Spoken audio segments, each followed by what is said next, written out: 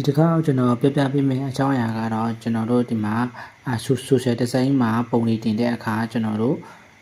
ပုံကောင်းကောင်းလေးကိုကျွန်တော်တို့ ChatGPT ကနေထုတ်မယ်ပြီးရလာတဲ့ပုံကို ChatGPT ကိုပြန်ပြီးတော့မှ Canva file အဖြစ်ပြောင်းပြီးတော့မှကျွန်တော်တို့ Canva မှာတွားပြီးတော့မှကိုယ်ပိုင် customize design ဖြစ်အောင်ဘယ်လိုလုပ်မလဲဆိုတော့ကျွန်တော်ဒီဗီဒီယိုမှာပြပြပေးသားမှာဖြစ်ပါတယ်အရင်ဆုံးကျွန်တော်တို့ဒီ ChatGPT ထဲဝင်ပြီးတော့မှကျွန်တော်တို့တစ်ခုခိုင်းနိုင်မယ်သူပုံရင်ရုံးထုတ်ခိုင်းနိုင်မှာပေါ့နော်ဒီမှာကျွန်တော်ရေးထားပြီးသားစာအုပ်ချက်တယ်ဒီမှာထားပါတော့ကျွန်တော်ဒီမှာโอเคဒီမှာရရှိရပြီဒီမှာ create image ဆိုတဲ့နေပြီးတော့ဒီမှာChina Baby School အတွက် social design ကို AI နဲ့ပုံဖန်တီးပေးပါပေါ့ contact title ကိုလည်းမြန်မာလိုစဉ်းစားပြီးတော့ရေးပေးပါလို့ကျွန်တော်သူ့ကိုခိုင်းလိုက်မယ်ပေါ့နော်ဒါ ChatGPT ကိုခိုင်းလိုက်မယ်ကျွန်တော်โอเคခိုင်းလိုက်ပြီဆိုရင်ခဏလေးစောင့်ပေးလိုက်မယ်သူပုံထုတ်နေပြီပေါ့နော်ChatGPT မှာခဏတစ်ခုပြောဖို့ကြံခဲ့တယ်ဒီ ChatGPT မှာ Canva နဲ့ဘယ်လိုချိတ်ဆက်အသုံးပြုရမလဲဆိုရင်ကျွန်တော်ပြပြပေးမယ်နော်ဘယ်လိုချိတ်ဆက်ရမလဲဆိုရင် ChatGPT မှာကြာရင်ကျွန်တော်တို့ဒီမှာပါရှိလဲရှိမယ်ဒီမှာ plus ဆိုတဲ့ရှိရင် plus မဟုတ်ရင်ဒီမှာကျွန်တော်တို့ဒီသူရဲ့ chatbot မိတဲ့နေရာမှာ app ဆိုတာလေးနဲ့ဒီမှာ app ဆိုတာလေးနဲ့နှိပ်ပြီးရှင်ဒီမှာ Canva ဆိုတာလေးပေါ်တယ်တွေ့လားဒီ Canva ကိုနှိပ်ပြီးတော့မှကျွန်တော်တို့ချိတ်ပေးရမှာတကယ်လို့ချိတ်ပြီးသားဆိုရင်လည်းဒီမှာပေါ်တယ်မချိတ်ရသေးဘူးဆိုရင်လည်းခဏကြာရင်သူပြလိုက်မယ်ခဏကြာရင်ကျွန်တော်မိတဲ့ချိန်ကြာရင်ကျွန်တော်ပြမယ်ပေါ့နော်โอเคလောလောဆယ်ဒီမှာသူကပုံဆွဲနေပြီအင်းဆိုခဏလောက်စောင့်မိလိုက်မယ်နော်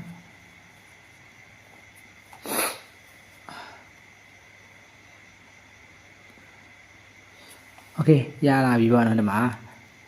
သူကပုံလတ်လေးရလာပြီโอเคရလာပြီဆိုရင်ကျွန်တော်တို့ဒီဟာကိုCanvaမှာဘယ်လို edit လုပ်ရမလဲဆိုရင်သူကဒီမှာပေးထားတာမြန်မာစာတွေကတိတ်မမှန်ဘူးကျွန်တော်တို့Canvaမှာသွားပြီးတော့မှပဲပြင်လို့လည်းရတယ်ကိစ္စမရှိဘူးအဲဆိုရင်ဒီမှာကျွန်တော်တို့သူ့ကိုပါပြောမလဲဆိုရင်ကျွန်တော်တို့ဒီမှာ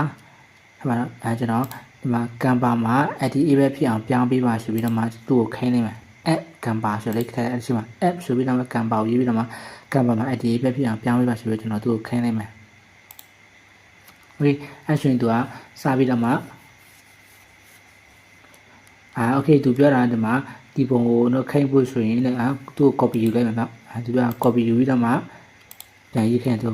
ထည့်မယ်ထည့်ပြီးတော့မှခဏပုံကိုခဏဒီမှာCanvaမှာ edit ပဲဖြစ်အောင်ပြောင်းပြီးပါရှိလို့ဒီမှာ app Canva ဆိုပြီးထည့်လိုက်လို့ရတယ်โอเคဒီမှာကျွန်တော် chat limit ပြထားကျွန်တော် bro account မဟုတ်တော့ chat limit ပြထားလို့ကိစ္စမရှိဘူးကျွန်တော်ဒီမှာ new chat ကိုသားမယ်သားပြီးတော့မှခဏပုံကိုပြန်ထည့်မယ်ပြန်ထည့်ပြီးတော့မှဒီမှာ app Canva ယူမယ်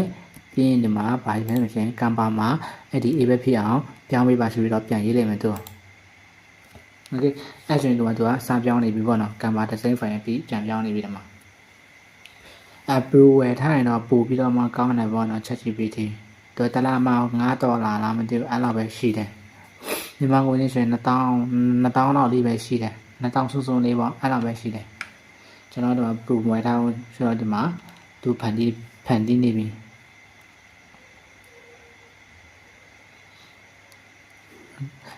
နောက်ထပ်ဗီဒီယိုသင်ခန်းစာတစ်ခုကြာရင်ကျွန်တော်ဒီ Canva နဲ့ဒီ ChatGPT နဲ့ Gemini ဒီလိုဒီ Canva နဲ့ချိတ်ဆက်ပြီးတော့အသုံးပြုတာပဲဟာပိုကောင်းလဲဆိုတော့ကျွန်တော်နောက်ဗီဒီယိုတစ်ခုမှပြန်ပြီးတော့မှပြုလုပ်ပေးမယ်နော်အခုလောလောဆယ်ဒီမှာကျွန်တော်ဒီမှာ okay ဒီမှာဘာလို့ထိန်းစာပြောင်းရတယ်ဘာလို့ထိန်းစာပြောင်းရလဲဆိုရင်ကျွန်တော်ဟာကကျွန်တော်ရဲ့စာပါကထိန်းစာပါဖြစ်နေတယ်အဲကြောင့်မို့သူကဒီမှာသူပြောင်းလိုက်တဲ့အချိန်ကျရင်ကျွန်တော်ရဲ့Canvaအကောင့်ထိန်းစာပါအကောင့်ဖြစ်နေတယ်အဲကြောင့်မို့သူကဒီမှာထိန်းအကောင့်ထိန်းစာတွေမျိုးဖြစ်သွားနေတယ်ဒီမှာဖြစ်နေတယ်ဒါကိစ္စမရှိဘူးကျွန်တော်တို့ဒီဟာထိန်းစာမြန်မာတို့ပြန်ပြောင်းလိုက်ရတယ်โอเคအဲဆိုရင်ဒီမှာသူရတဲ့ပုံကိုကျွန်တော်တို့ချက်ထားမယ်ထားပြီးတော့မှဒီမှာဒီအပေါ်ဆုံးတာမှာ open in Canva ဆိုတဲ့ရှင်သူ့နဲ့လိုက်ပြီးရှင်ကျွန်တော်တို့ပုံကCanva ထဲမှာရောက်သွားပြီဖြစ်ပါတယ်Canva နဲ့ကျွန်တော်တို့ကိုယ်ပိုင် customize ပြုလုပ်လို့ရမှာဖြစ်ပါတယ်တကယ်တော့မြန်မာစာပါဆိုရင်တော့သူကမြန်မာလိုကြီးပဲထုတ်ပေးလိမ့်မယ်ပုံကိုကျွန်တော်ကထိုင်းစာပါမှာရောက်နေတယ်ဆိုတော့ထိုင်းစာလိုပဲရေးထားပေးလိုက်တယ်မှာအဲဒီမှာလိုချင်လို့ပြင်လို့ရမယ်အဲဒီမှာကျွန်တော်ပြင်ပြမယ်ဒီမှာဟုတ်နော်မြန်မာတော့တာမီပေါ့โอเค တာမီမီတို့တော့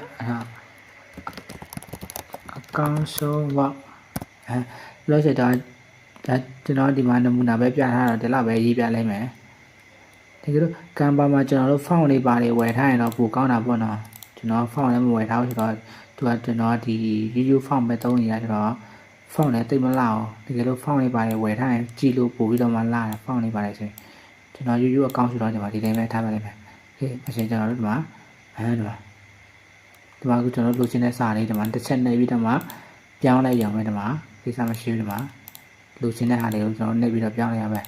โอเคအဲဆိုရင်ဒီမှာအဲဆိုရင်ကျွန်တော်တို့ဒီ ChatGPT နဲ့ Canva ကိုချိတ်ဆက်ပြီးတော့ social design တစ်ခုကိုဘယ်လိုဖန်တီးမလဲဆိုရင်ဒီလောက်ပြီးထင်တယ်အခုတခုပြောချင်တာအခုနောက်ပိုင်းကျွန်တော်တို့ social design တွေကိုကြော်ညာအပ်တာလို့ဆိုရင်ဒါတချို့တွေကျရင်တော့ပတ်စံရှိရင်တော့ကြော်ညာအပ်တာပေါ့နော်တချို့ပတ်စံမရှိဘူးပတ်ချက်ထားပါတော့ပတ်ချက်မလောက်နိုင်ဘူးဆိုရင်ကျွန်တော်တို့ဒီလိုမျိုး ChatGPT နဲ့ Canva နဲ့တုံးပြီးတော့မှကျွန်တော်တို့social design တွေဖန်တီးလို့ရတယ်ပေါ့နော်โอเคဒီဗီဒီယိုကဒီလောက်ပါပဲနောက်ဗီဒီယိုမှာပြန်တွေ့ကြပါမယ်